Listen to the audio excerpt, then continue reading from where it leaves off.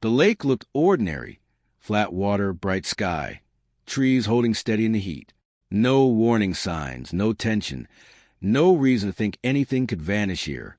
Cars rolled in, doors shut, footsteps pressed into soft ground near the shore. Cicadas filled the air with a constant hum. A bottle sat half buried in reeds. Ripples spread where insects touched down, then disappeared. Two people moved toward the water like it was just another afternoon, like they would be home later, like the day would end the same way it began. And then, at some point no one marked, they were gone. The lake did not look like a place where anything could disappear. On that afternoon in the summer of 1997, it lay open and unguarded beneath a wide Carolina sky, its surface stretched smooth and reflective, as if trying to remember every face that passed over it. The water was neither dark nor threatening. It was a color of diluted blue glass, softened by sunlight and edged with the slow green of trees that had stood there long before anyone thought to name the shoreline.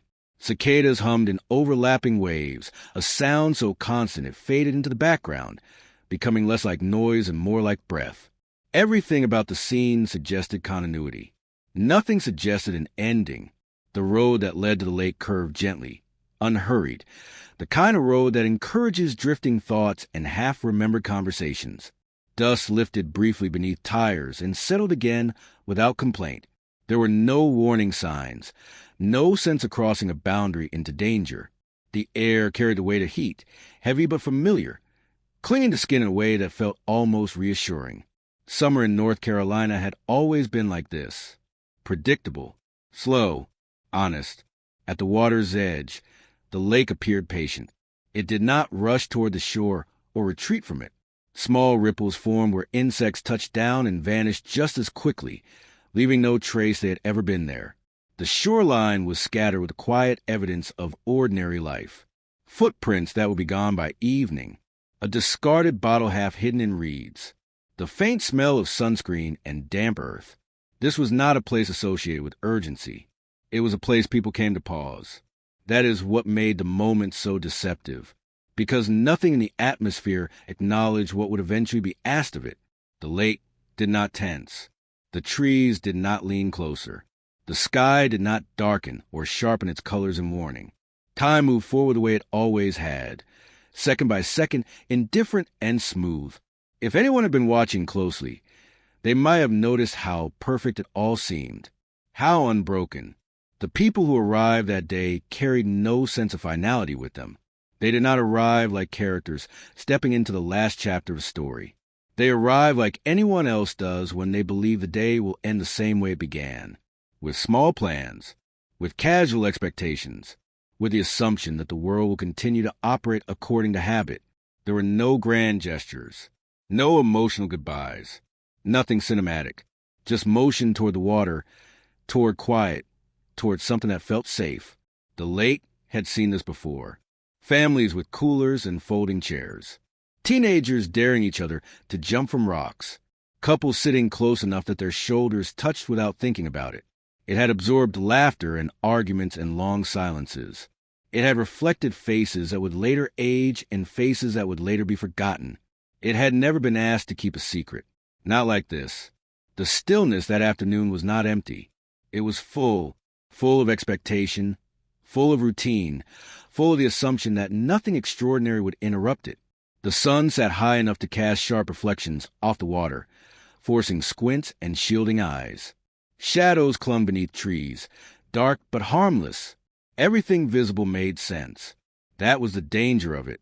When places feel understandable, people stop watching them closely. Somewhere between arrival and intention, between the first step toward the shoreline and the last unremarkable decision of the day, the lake accepted witnesses. It watched without judgment as time passed through it. The water did not change its texture. The air did not shift.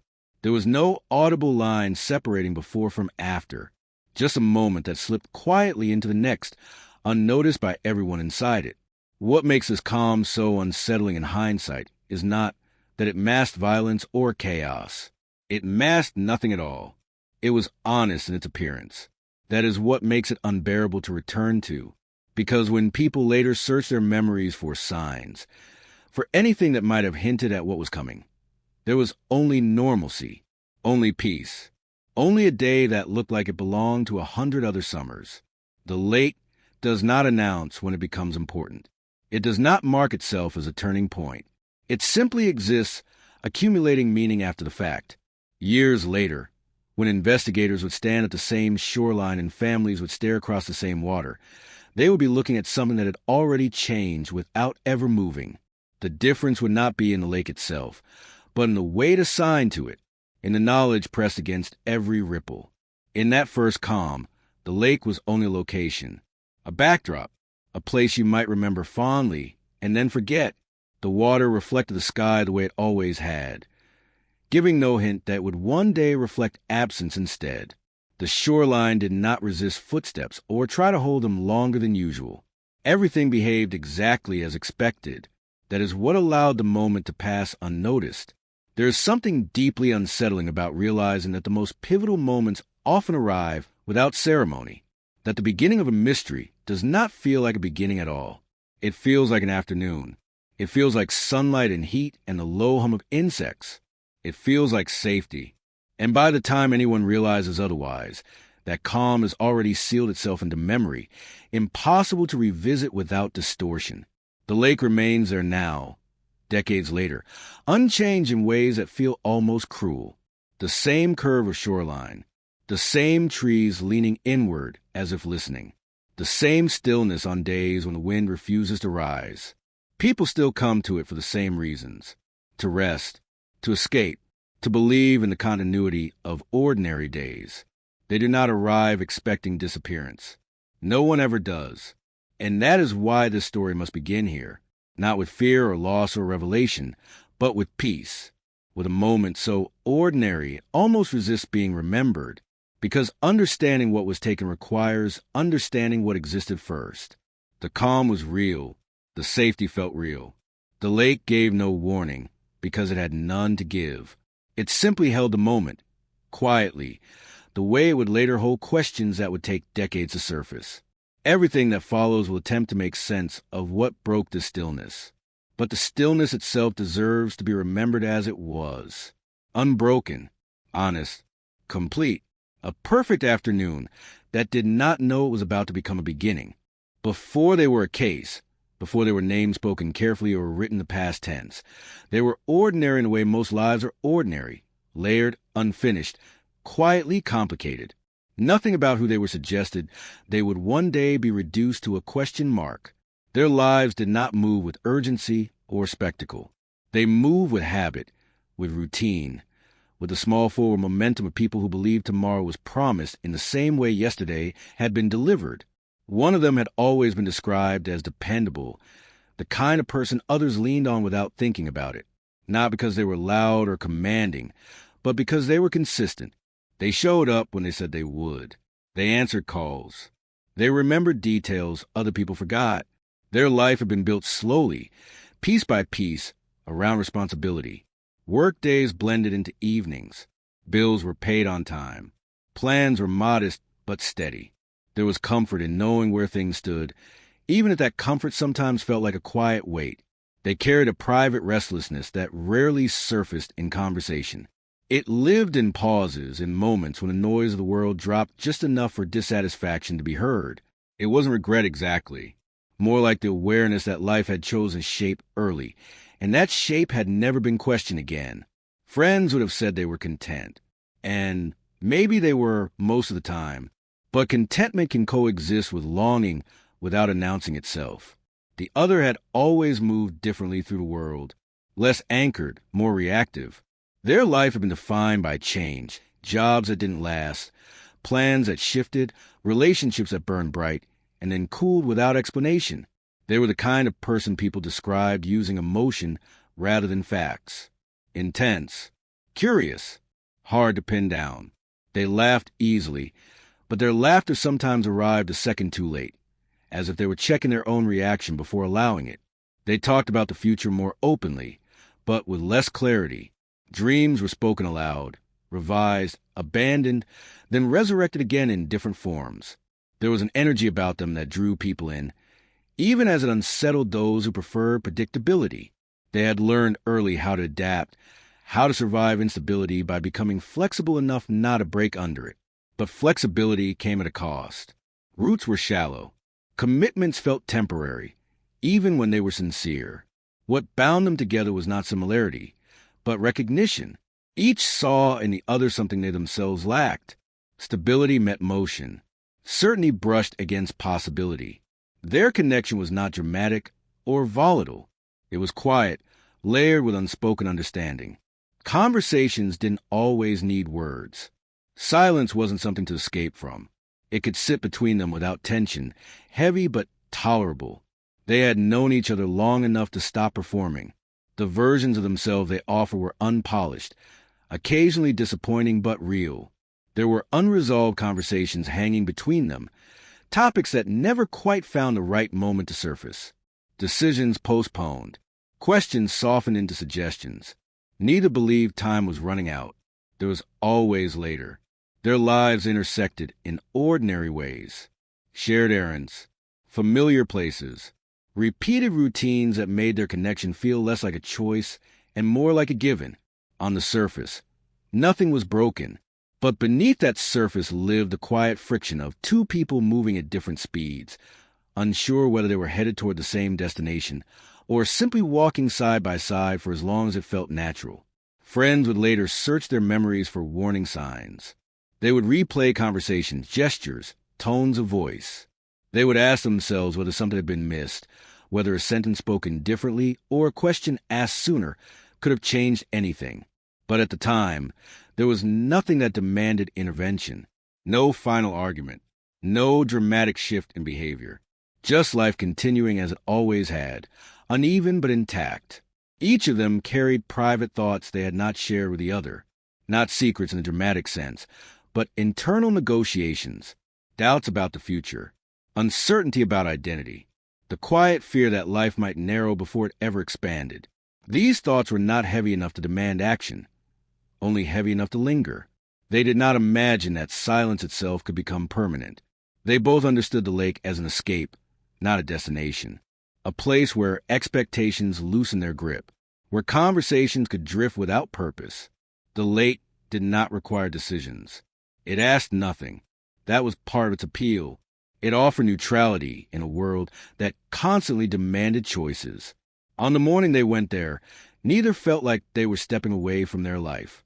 It felt more like pressing pause, a temporary suspension, the kind that promises resumption without consequence. They did not pack as if leaving. They did not speak as if something needed to be resolved. The future remained open, unthreatened. It is important to understand this ordinariness, because disappearance does not begin with vanishing. It begins with presence, with people who exist fully, imperfectly in the world. People whose absence will later feel impossible precisely because their presence felt so stable. They were not running from something. They were not preparing to be lost. They were living within the assumptions most people live inside, without question. Years later, when their lives would be summarized in brief paragraphs and bullet points, something essential would be lost.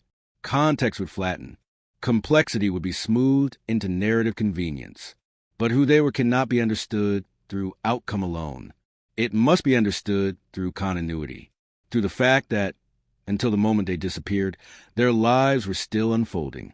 They had plans that were never dramatic enough to be remembered, conversations that were meant to continue, small obligations waiting for them, people expecting them to return. That expectation was reasonable. It was based on evidence, on patterns established over years, on trust earned quietly.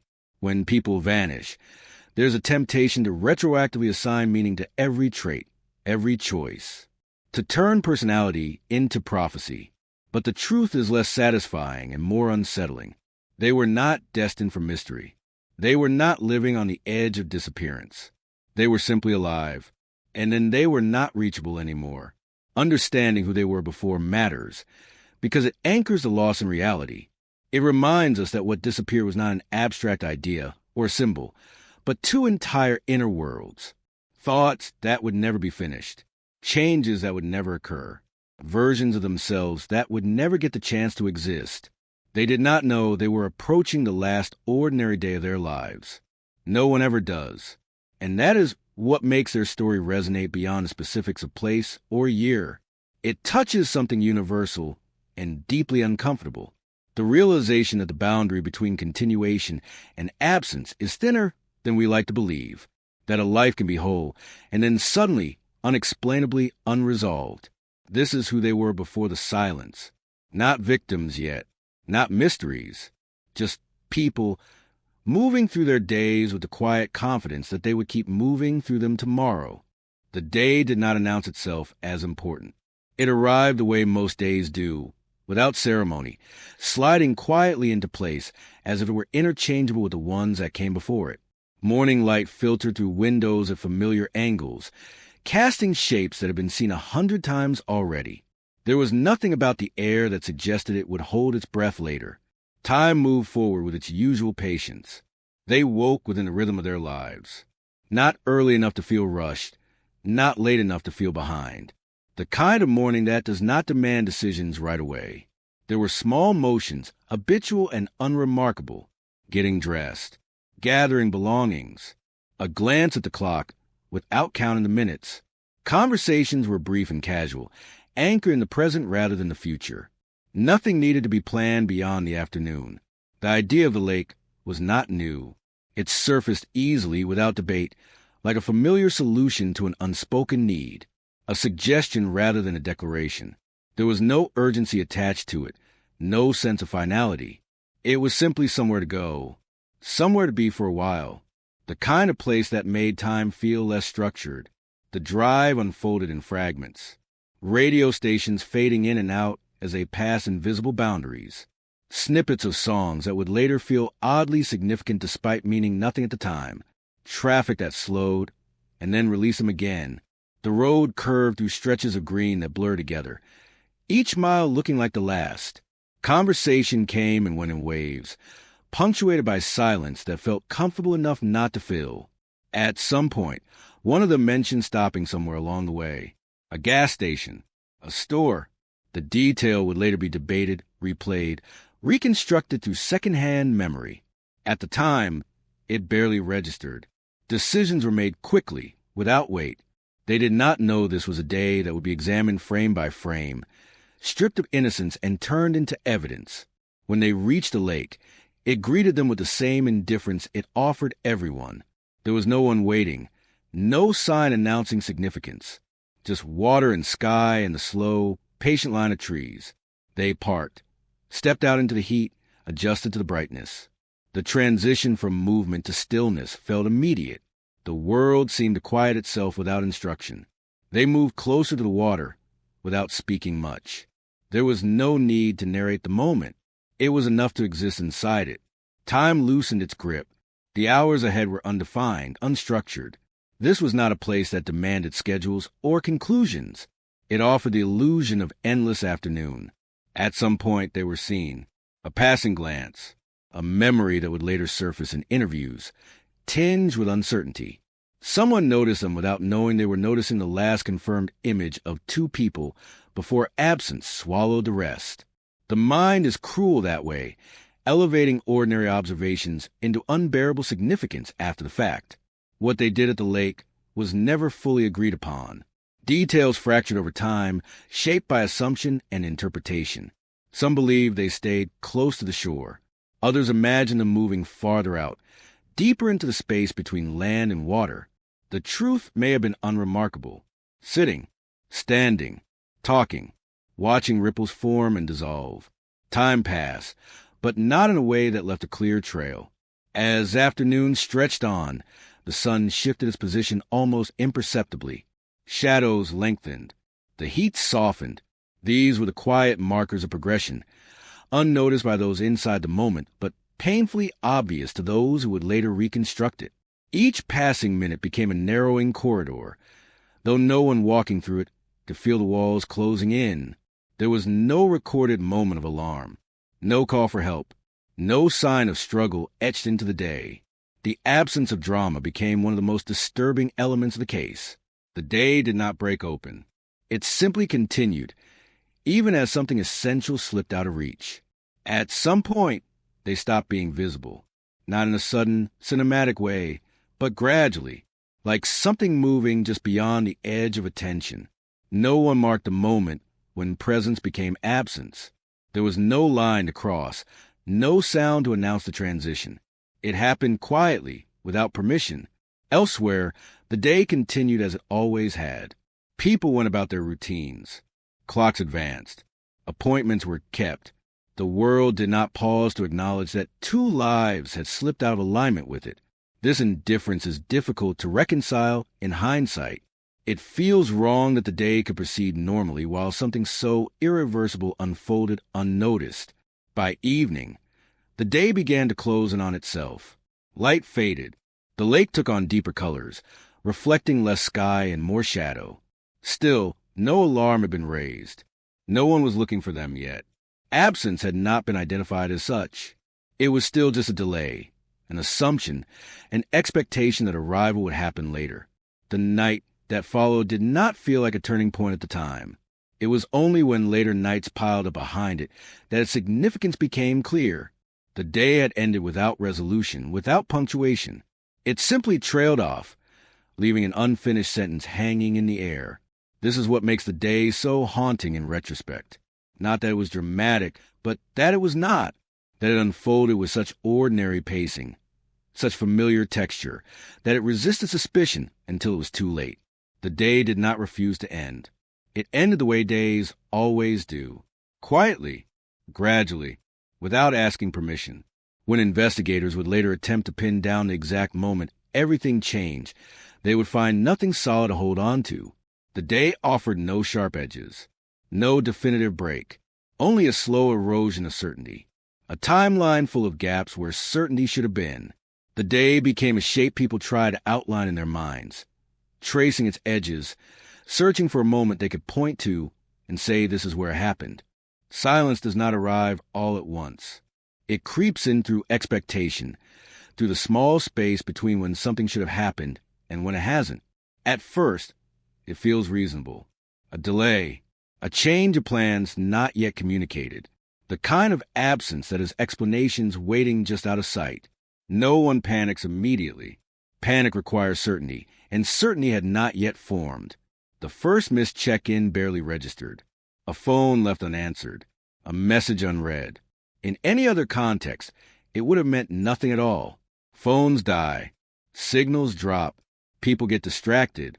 The mind reaches instinctively for the most comforting explanation because it's earned that trust through repetition. They had always come back before. There was no reason to believe today would be different. As hours passed, the silence began to shift in texture. It was no longer empty. It was heavy. The absence started to feel deliberate. Even though no one could explain why, attempts to reach them became more frequent, less casual. The tone of messages changed subtly, from relaxed to questioning. Still, there was restraint. No one wanted to be the first to say the word that lingered at the edges of thought. Night arrived with a quiet finality. The sky darkened, and with it came the realization that the day had closed without resolution. Concern sharpened, but it was still held at bay by habit. They had been out late before. They had stayed places unexpectedly. The mind continued to negotiate with itself, trading logic for reassurance. It was easier to wait than to imagine. By morning, waiting had transformed into something else. Silence that extends through a full night acquires weight. It settles into the body, making sleep shallow and thoughts restless. Calls were placed again, more urgently this time. Messages stacked on top of each other, unanswered. The absence was no longer passive. It had begun to assert itself. The first conversations carried an edge of disbelief. Something isn't right. That phrase appeared carefully, as if speaking it too loudly might make it real. People compared notes, trying to stitch together reassurance from fragments. When was the last time you heard from them? Did they mention anything unusual? The questions circled without landing anywhere solid. Eventually, the silence demanded attention beyond the private sphere. Law enforcement entered the picture not with sirens or urgency, but with forms and procedures. The initial response was measured, almost gentle. Adults were missing, not children. There were no signs of distress, no abandoned vehicles yet, no clear indication of foul play. The absence was noted, but not yet alarming in the official sense. This gap between emotional urgency and institutional caution created a quiet tension. Families felt the ground shifting beneath them while the system moved slowly, methodically. There were rules, thresholds that had to be crossed before concern could be elevated into action. Time itself became a contested space. Every hour felt critical to those waiting, while to others it remained part of an unfolding assessment. The silence deepened. Each unanswered call began to feel louder than the last. The absence started to erase certainty rather than simply delay it. Familiar routines collapsed under the weight of not knowing. Meals were skipped, sleep fractured. The mind returned again and again to the same question, looping without resolution. Where are they? When officers finally began to ask detailed questions, the shift was unmistakable. The tone changed. Pens moved across paper with intention. Timelines were constructed, tentative but serious. The lake re-entered the conversation, no longer as a place of leisure, but as a focal point. What seemed harmless hours earlier now carried an undertone of unease. Standing at the shoreline, the silence felt different. The water no longer read as peaceful. It was still, yes, but now that stillness felt withholding rather than welcoming. The absence of disturbance became its own kind of disturbance. The lake offered no answers, no visible signs of struggle, no obvious explanation for what had happened to the people who had come to it. The silence was no longer abstract. It had a location. It had coordinates. It could be pointed to, stood beside, stared into, and still it refused to speak. As the day wore on, hope and dread coexisted uneasily. Every new development held the potential to resolve the uncertainty, to collapse the silence into something tangible. A sighting, a call, a mistake that will be laughed about later. But each hour passed without interruption, reinforcing the reality that whatever had happened was not simple. What made this stage so unbearable was its ambiguity. There was no tragedy to grieve yet, no certainty to anchor emotion, only the stretching space of not knowing. This kind of silence is uniquely cruel. It denies closure while also denying relief. It keeps the mind suspended, unable to move forward or back. People close to them began to feel the silence physically, a tightness in the chest, a sense of being watched by the clock. Every sound became a potential signal, every vibration a possible message. Relief and disappointment followed each other in rapid succession, exhausting in their repetition. The official language remained cautious. Missing, unaccounted for, under review. These words were chosen carefully, stripped of implication. But beneath them, the gravity of the situation was becoming harder to ignore. The longer the silence lasted, the less plausible benign explanations became. The lake was searched visually at first, casually. A scan of the shoreline, a look across the water. Nothing stood out. No belongings left behind in obvious distress. No overturned boat. No sign that anything had gone wrong. The absence remained total, complete in its refusal to offer clues. This was the moment when silence fully transformed into evidence. Not proof, but indication. The lack of communication, the lack of sightings, the lack of ordinary human noise became the first clue. An absence loud enough to demand interpretation. The lake changed once people began to look at it differently. What had been a passive presence became an object of focus, then suspicion. The water no longer existed as scenery, but as a surface that needed to be read, interpreted, searched. Boats appeared where there had been none before, their motors cutting through the stillness with a low mechanical insistence.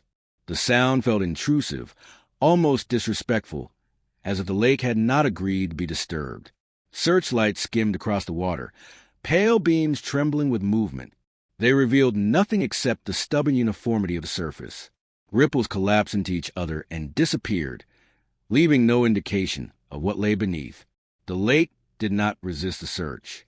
It simply absorbed it, indifferent to urgency, unresponsive to hope. Divers entered the water with careful precision. Their movements were deliberate, rehearsed, practiced against countless other unknowns. They descended into darkness that thickened quickly, the sunlight dissolving into murk within feet. Below the surface, the world narrowed. Visibility dropped. Sound distorted. The lake revealed itself as layered and complex, not the simple, open space it appeared to be from above. Above water, people gathered along the shoreline. Some stood silently, arms crossed, eyes fixed on the surface, as if staring long enough might force it to give something back. Others paced, unable to remain still, caught between the need to act and the knowledge that there was nothing left for them to do. Conversations were hushed, fragmented. No one wanted to say too much. Words felt fragile here. Each pass of the boats brought a surge of anticipation, followed by a familiar collapse. Nothing surfaced. No sign. No confirmation. The absence continued to assert itself, now framed by effort. The contrast between activity and outcome became impossible to ignore. So much motion, so little response.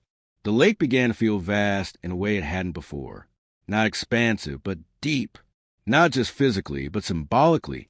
Every unanswered sweep suggested layers beyond reach.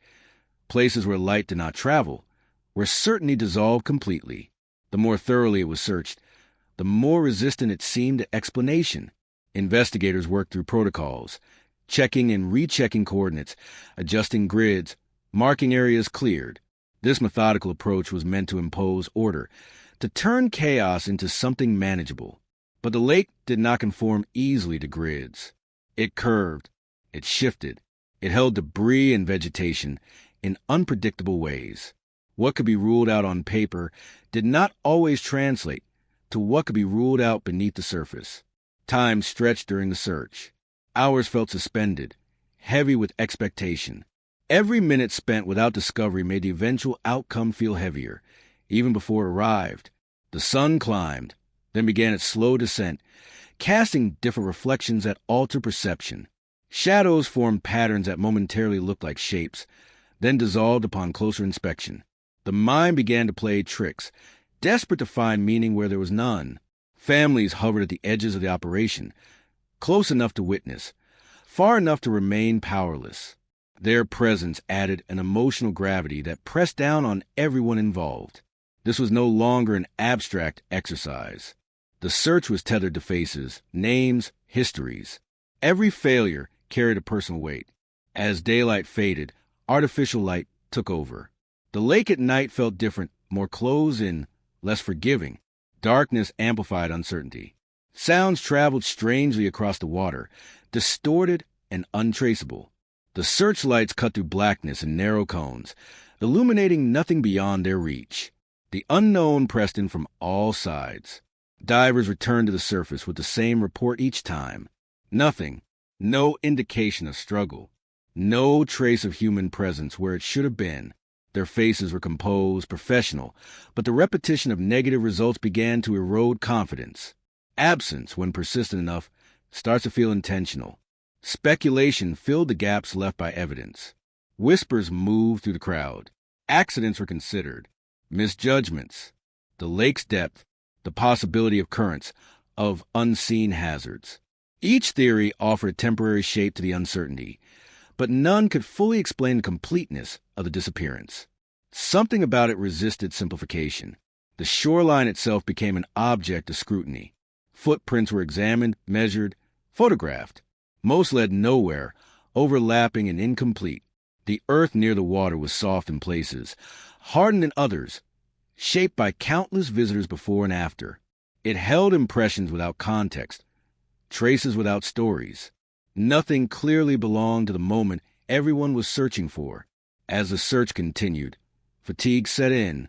Physical exhaustion mixed with emotional strain, dulling reactions and stretching patience thin. Yet stopping felt unthinkable. To pause the search felt too much like accepting defeat, like acknowledging that whatever answers existed might remain out of reach. When night finally forced operations to scale back, the lake was left alone again, temporarily. The silence returned, heavier now, saturated with effort and failure. The water reflected the moon, without revealing anything beneath it. The calm felt almost mocking, unchanged despite everything that had been demanded of it. Morning brought renewed resolve, but also a quiet shift in tone. Hope persisted, but was altered, reshaped by experience. The search resumed with the same thoroughness, but with a deeper understanding of what they were up against.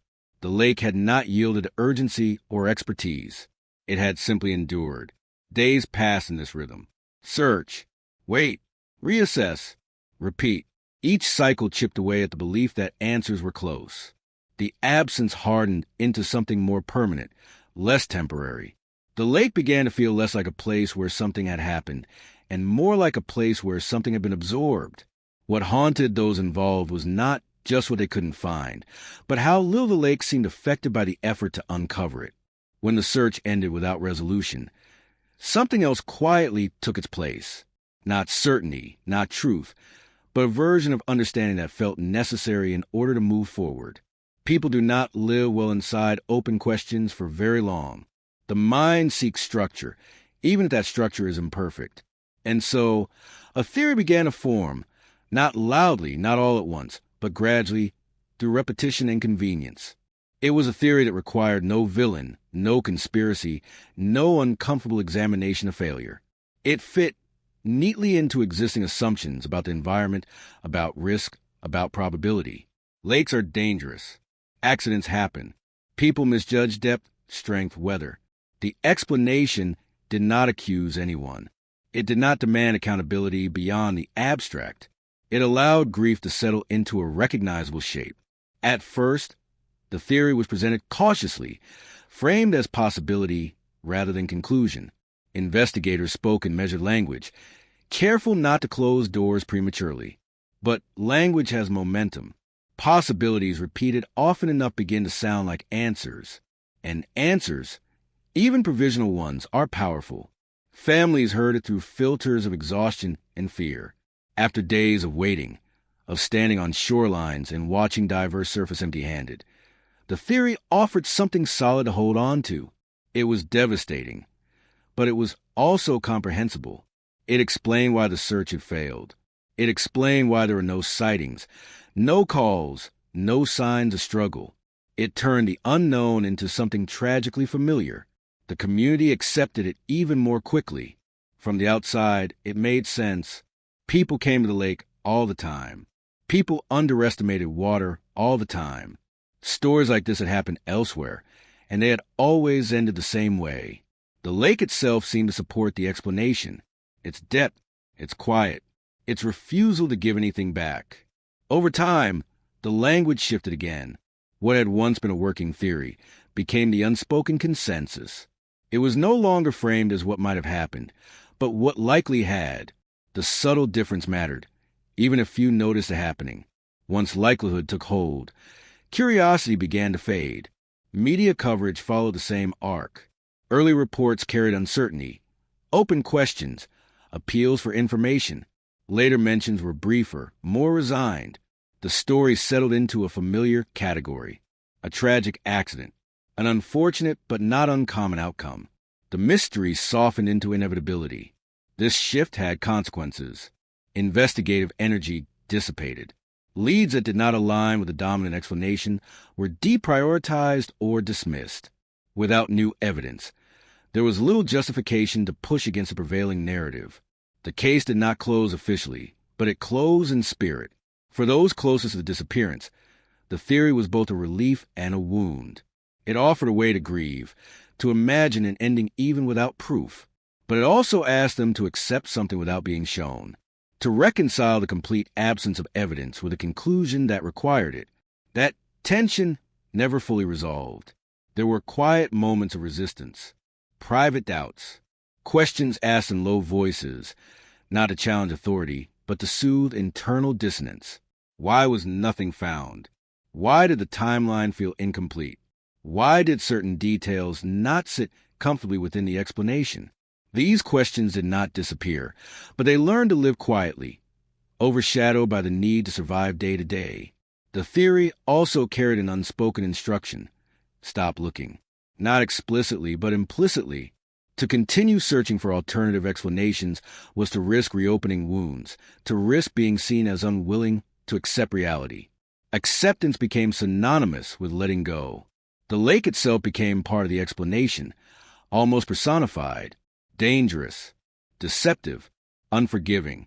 It absorbed blame without resistance. It did not argue back. It did not contradict the narrative imposed upon it.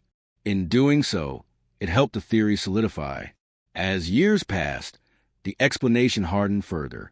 It became the story people told newcomers. The shorthand version offered when the topic arose. The way the case was summarized in databases and conversations. Nuance fell away. Complexity flattened. What was lost in this process was not just investigative momentum, but emotional truth. The theory answered the question of how in the broadest sense, but not the question of who.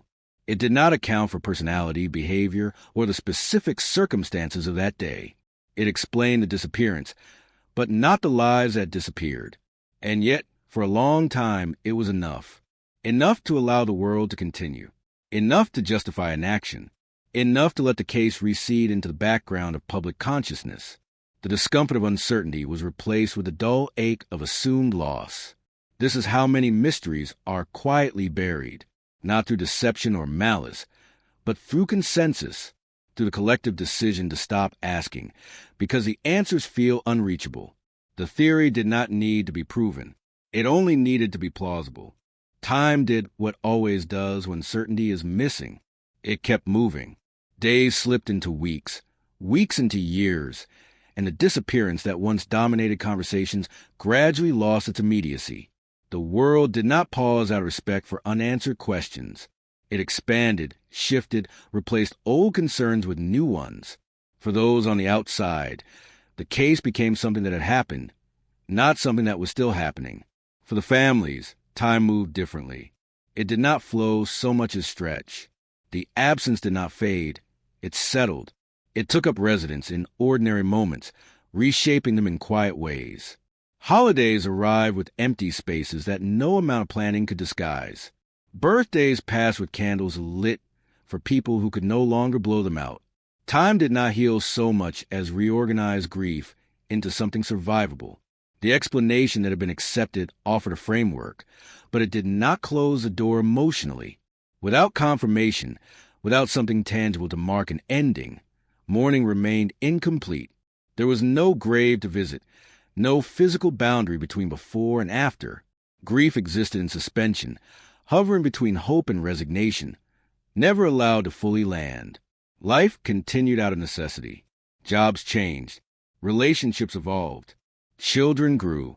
The world accumulated new stories, new crises, new losses. But the disappearance threaded itself through everything subtle but persistent. It surfaced in unexpected moments, triggered by the smallest things. A phone ringing late at night, a car that looked familiar, a voice that sounded just close enough to stir the heart. Over time, people learned how to talk about it without breaking down. The language softened. Names were spoken with careful neutrality. The sharpness dulled, but it never disappeared. It became a background ache, a low hum beneath daily life. The lake remained. It changed little, if at all. Seasons passed over it without memory. Trees shed leaves and grew them back. The waterline shifted with weather and drought. To most people, it was just a place. To those connected to the disappearance, it was a marker of time, frozen and fluid at once. Visiting it felt like stepping into a photograph that refused to age. Investigative records aged as well. Files yellowed. Evidence was boxed and shelved. The case remained open in theory, but inactive in practice. New officers joined departments without knowing its details. Institutional memory thinned. The disappearance became a footnote rather than a priority. Technology advanced quietly in the background. Methods changed. Databases grew. Techniques that did not exist in the 90s became standard. But without a reason to reopen the case, these advancements remained irrelevant. Progress requires curiosity, and curiosity had been dulled by consensus. Still, there were moments when the past stirred. Anniversaries prompted brief mentions. A question from someone new would momentarily reopen the conversation. Each time, the familiar explanation was offered, practiced, and efficient. It was easier than revisiting uncertainty. For those closest to the case, doubt never fully disappeared. It evolved. It became quieter, more internal. Instead of asking what happened, they asked whether it mattered anymore, whether the cost of reopening wounds outweighed the possibility of answers. whether truth, after so much time, could still bring peace. The years left their mark on memory. Details blurred. Exact time softened into approximations. Conversations were remembered more for their emotional weight than their words. This erosion made revisiting the case increasingly difficult. Memory is fragile, and time does not preserve it evenly. Yet absence has a way of sharpening certain edges. While details faded, the core loss remained intact.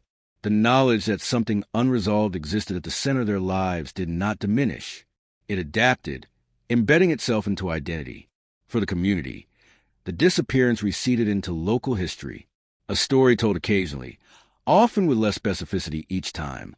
It became part of the landscape's mythology rather than its present reality. The lake carried the story silently, unmarked, unacknowledged. What made this period particularly cruel was its quietness. There were no developments, no revelations, no disruptions to force engagement. Just a steady passage of time, eroding urgency. It is easy to live with an open question when it stops demanding attention. And yet, the lack of answers shaped decisions in ways no one could fully articulate. It influenced how risks were perceived, how trust was extended, how the future was imagined. Absence became a lens through which everything else was filtered. Years turned into decades. The people who had been young in 1997 grew older. Some of the original investigators retired. Some family members passed away without ever knowing the truth. The disappearance outlived those it had impacted most directly, stretching beyond individual lifespans. The case existed in a strange state of limbo, not solved but not actively pursued, not forgotten but not remembered clearly either. It hovered at the edge of awareness, ready to resurface if given a reason. The discovery did not arrive with urgency. It did not announce itself as a turning point. It surfaced quietly, almost accidentally, the way truths sometimes do when no one is actively looking for them. There was no dramatic phone call, no sudden revelation that shattered decades of assumption in an instant. Instead, there was a pause, a moment of reconsideration, a question asked not because someone expected an answer, but because time had made curiosity feel safe again. It began with material that had always existed, records, evidence, notes taken, and then set aside when they no longer seemed useful. For years, these fragments had rested in storage, inert and unquestioned, shaped by the conclusions that had been drawn around them.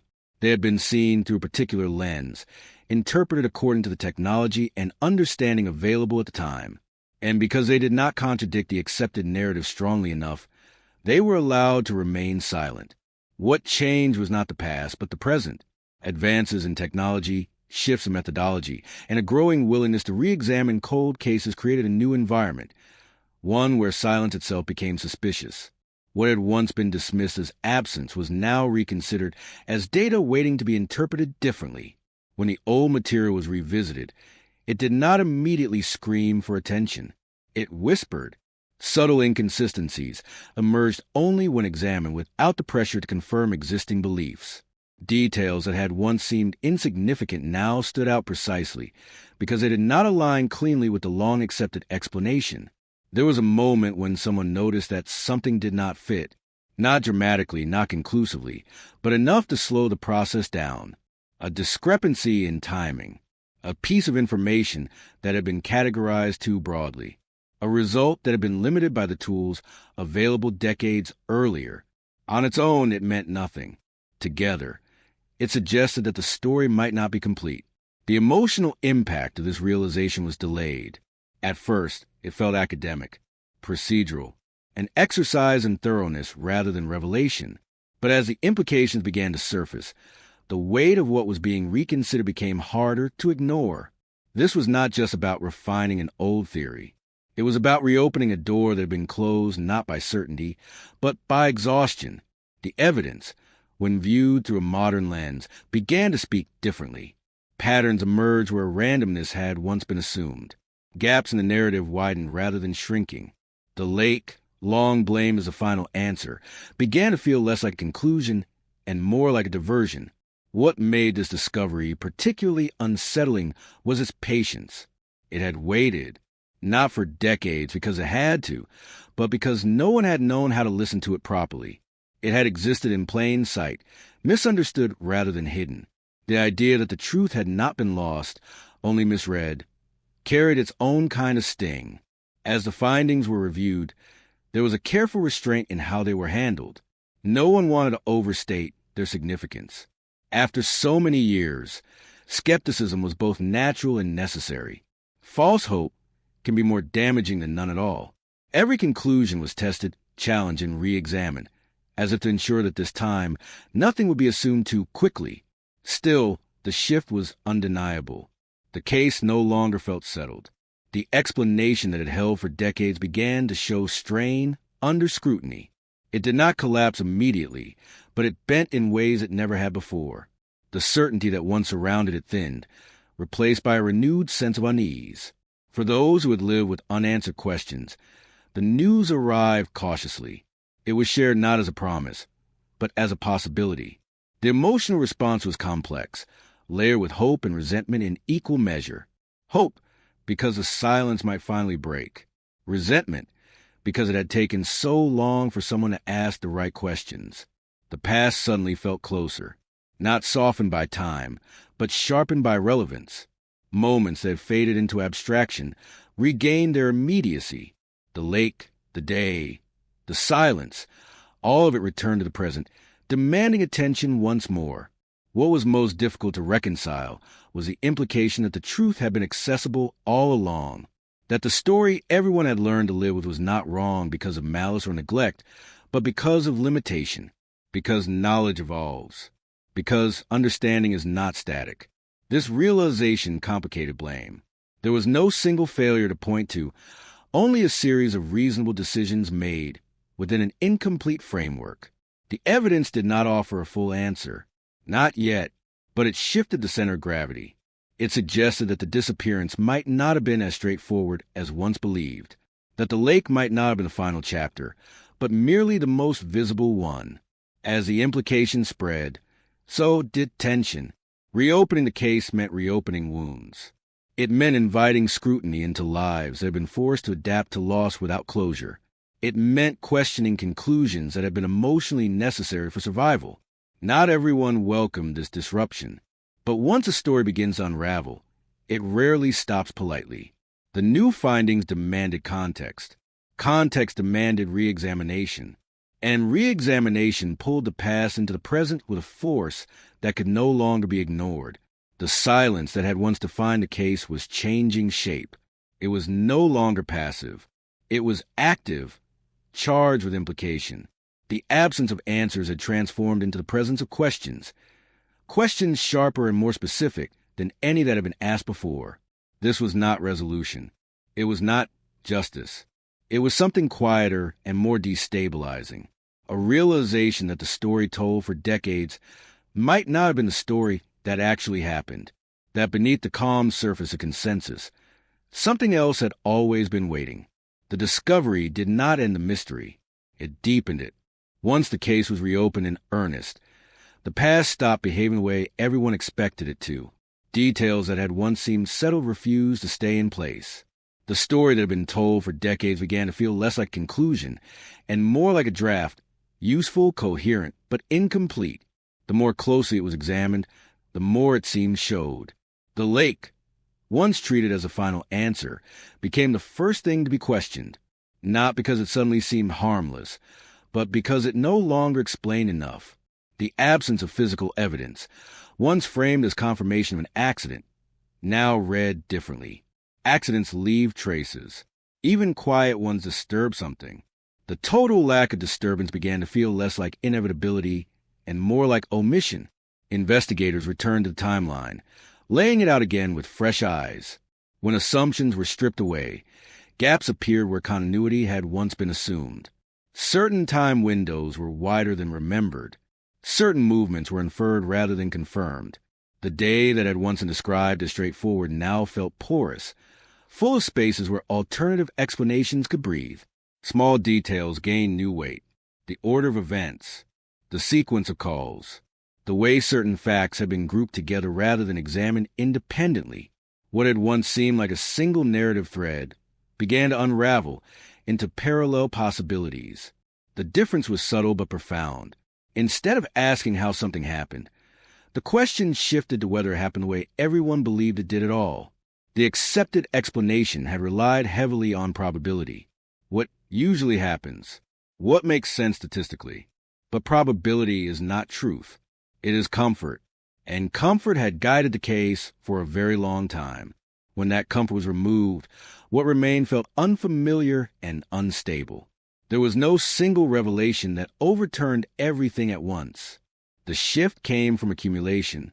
Each inconsistency alone could be explained away. Together, they formed a pattern that resisted dismissal. It was not that the old theory was impossible. It was that it was no longer sufficient.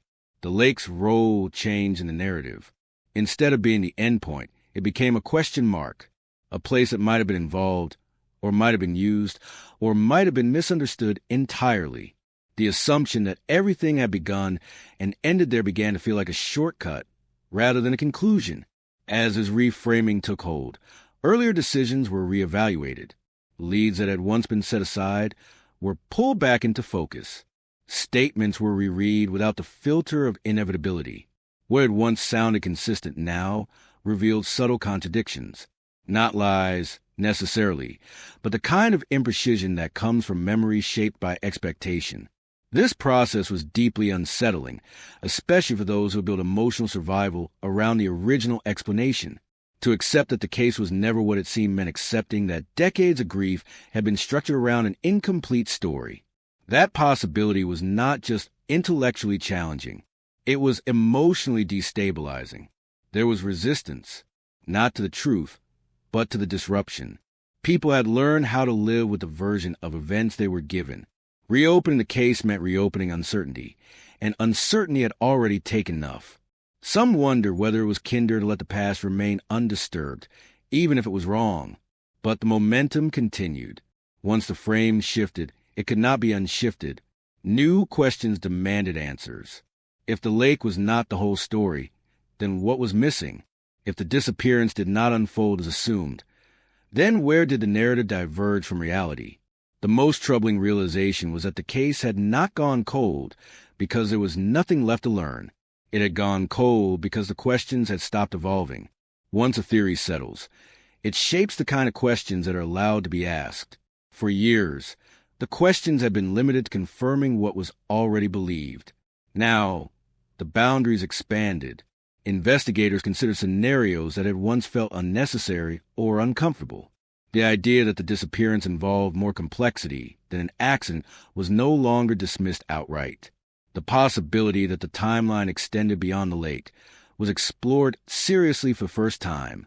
This reframing did not point immediately to a clear alternative explanation. It did something more disorienting. It removed the illusion of certainty. The case returned to a state of genuine mystery, not because answers were impossible, but because they had been prematurely decided. The emotional impact of this shift rippled outward. For families, it was both validating and painful. Validating, because long-held doubts were finally being acknowledged. Painful, because the ground they had been standing on for decades began to crack. Memories were revisited with new context. Moments once dismissed as irrelevant took on new significance. The past became active again, no longer sealed behind a glass of accepted narrative.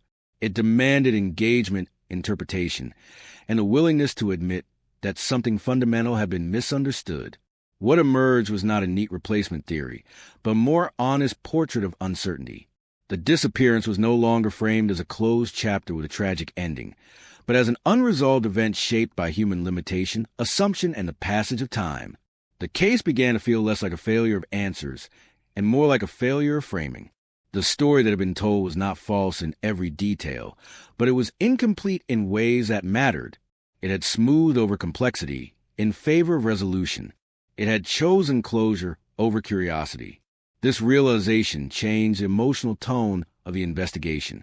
The urgency was no longer about confirming an outcome. It was about understanding the process by which that outcome had been accepted, about identifying where the narrative had narrowed too soon. The lake, in this new light, became symbolic rather than explanatory. Truth does not arrive cleanly when it comes this late. It does not step in and replace uncertainty with peace. It drags time behind it, along with everything that time has complicated. When the case finally shifted from reconsideration to conclusion, what emerged was not relief in its pure form, but something heavier and more difficult to name. The findings did not rewrite the past so much as expose it. They revealed how much had been missed, how much had been assumed, and how long those assumptions had shaped every response that followed. The truth did not feel like an ending. It felt like an intrusion into lives that had already been forced to adapt around absence. For those closest to the disappearance, answers came wrapped in contradiction. There was validation in knowing that doubts had not been misplaced, that the unease they had carried quietly for decades had been justified. But that validation arrived with grief renewed rather than resolved. Knowing more did not mean hurting less. In some ways, it meant hurting differently. The truth demanded emotional recalibration. Memories that had been organized around one narrative now had to be reordered. Moments once interpreted through the lens of accident were reframed with sharper edges. This reframing did not erase years of coping. It disrupted them. It asked people to reopen doors they had sealed not because they wanted to forget, but because they had needed to survive. There was also anger, not the explosive kind, but a slow, burning realization that time itself had been a casualty of misunderstanding. Years spent waiting in the wrong emotional posture. Years of questions swallowed rather than pursued. The cost of that lost time could not be measured in reports or conclusions. It lived in missed conversations, in lives shaped by uncertainty that might have been addressed sooner. The truth also exposed the limits of justice. Even when answers arrive, they do not restore what was taken. They do not rewind time or undo damage. Accountability, when delayed, carries less weight than people hope. It exists more as acknowledgement than resolution. Institutions responded with formality. Statements were made. Language was careful. There was recognition of error, but also distance. Systems do not grieve the way people do. They correct course, adjust procedure, move forward. For families, forward had already been redefined too many times. What lingered most powerfully was a realization that knowing the truth did not close the story. It clarified it, but clarity is not the same as closure. Closure suggests finality, a sense that something has been put to rest. This truth did not rest. It stayed present, demanding to be carried alongside everything else. The emotional cost extended beyond those directly involved. It reached into the community, reshaping how the story was remembered. What had once been spoken of as tragedy became something more unsettling. A reminder that certainty can be constructed, that narratives can harden without being true, and that time does not guarantee understanding. For some, the truth brought peace of a limited kind. Not comfort, but grounding. A sense that the unanswered question that followed them for so long had finally taken shape, even if that shape was painful. For others, it reopened wounds they believed were scarred over. There was no uniform reaction. Truth does not distribute its weight evenly. The lake returned to conversation, but differently now. No longer blamed, no longer innocent. It existed as part of the story, without carrying the burden of explanation. It was a place, not an answer. This shift mattered. It removed a false certainty and replaced it with a more accurate, if less satisfying, understanding. The hardest part of accepting the truth was acknowledging that it could have come sooner. That is where grief sharpened into something closer to regret. Not personal regret, but systemic, the kind that lingers without a clear target. No single person to blame, no moment to point to and say this is where everything went wrong. Just a series of reasonable decisions that accumulated into something irreversible. This realization forced a reckoning not just of the past, but with how future cases might be handled. It raised uncomfortable questions about how many other stories have been shaped by similar shortcuts, similar needs for resolution. The cost of the truth extended beyond this case, pressing into broader awareness. And yet, even with all of this, the truth mattered. It mattered because it honored reality over convenience. It mattered because it validated instinct and doubt. It mattered because it refused to let a life-altering event remain misunderstood simply because time had passed. Acceptance in this context did not mean peace. It meant integration, learning how to carry the truth without allowing it to consume everything else, learning how to let it exist alongside memory, alongside love, alongside the life that had continued in spite of it. The truth did not heal in the way people imagine healing. It did not erase pain or replace it with something gentler. It sharpened it, clarified it, gave it edges instead of blur. The lake is still there. That is the detail that unsettles people most when they return. After everything that has been learned, after the years of silence and the weight of answers finally spoken aloud, the place itself remains almost unchanged. The shoreline curved the same way. The trees still lean toward the water as if listening. The surface still catches the light and breaks into fragments that shimmer and disappear. If you did not know what had happened here, there would be nothing to tell you. People stand at the edge now with a different kind of awareness. Not fear exactly, but attentiveness. The calm no longer feels innocent, but it is not hostile either. It exists somewhere in between, charged with memory rather than threat. The lake does not accuse. It does not explain. It simply holds what is always held: reflections, silence, and the weight of human meaning projected onto water that has no memory of its own. For those connected to the story, returning here feels like stepping into a conversation that never really ended.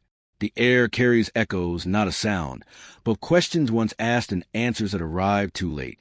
The lake has become a marker not just of disappearance, but of time itself, a place where decades collapse into a single, enduring image. There is no ceremony now, no searchlights, no boats cutting across the surface with urgency. The absence of activity is striking in its own way.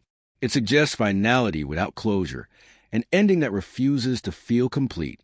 People come quietly, if they come at all. They do not stay long. The lake invites contemplation, not resolution. Memory behaves strangely in places like this. It fills gaps with emotion, smooths edges, sharpens others. Moments from 1997 feel both distant and immediate, as if time here does not move forward so much as fold inward. The past does not sit behind the present. It hovers within it. What lingers most is not the disappearance itself, but the way it reshaped understanding, of certainty, of assumption, of how easily a story can settle into something comfortable and remain there for years, unquestioned. The lake has become a reminder of how much of what we believe is constructed not from evidence, but from need. There is a temptation to assign the lake a role it does not claim, to see it as complicit or knowing or secretive. But that is a human impulse, not a truth. The lake did not decide anything. It did not choose to keep answers hidden. It was simply present when something irreversible occurred, and so it inherited meaning it never asked for. The haunting quality of this place does not come from danger. It comes from contrast, from how peaceful it still appears despite everything attached to it. That contrast forces a reckoning with an uncomfortable idea, that tragedy does not always scar the landscape. Sometimes it passes through, without leaving a visible mark. People who learn the full story often expect something different when they arrive. They expect heaviness in the air, a sense of wrongness. What they find instead is normalcy, and that normalcy is what stays with them. It raises questions about how many other places carry similar weight unnoticed. How many ordinary settings are layered with histories that never announce themselves? For the families, the lake is no longer a question mark. It is not the answer, but it is no longer blamed. That distinction matters. It allows memory to reorganize itself around something more accurate. The lake can be remembered as part of the story, not its conclusion. There is still grief here. It does not dissipate just because the truth has been spoken, but it has changed shape. It is less frantic, less suspended. It has edges now. It knows what it is grieving, even if it will never fully accept it. Sometimes people sit and watch the water for a long time without speaking. In those moments, the lake feels almost like a mirror. It reflects not just faces, but thoughts. What would have been different if the right questions had been asked sooner? How life might have unfolded if silence had not been mistaken for explanation. These thoughts do not seek answers. They acknowledge their own futility. The story ends where it began, Not because it has come full circle, but because circles are comforting. They suggest completion. What actually exists here is something more honest and more unsettling. A line that stops without explanation. A moment that does not resolve itself neatly. The lake holds that ending without comment. It does not offer lessons. It does not promise safety or danger. It simply remains, a constant presence in a story defined by absence. People leave carrying different things. Some carry relief that the truth is no longer buried. Some carry sorrow sharpened by clarity. Some carry a quiet resolve to question more, to accept less at face value. The lake does not follow them. It stays. In the years to come, new people will visit this place unaware of what happened here. They will see only water and trees and sky. They will create their own memories, unburdened by the past. And that, too, is part of the story. The world does not preserve meaning unless people do. There is a moment that comes after the story has been told, after the fact has been laid out and the weight of understanding is settled, when silence returns.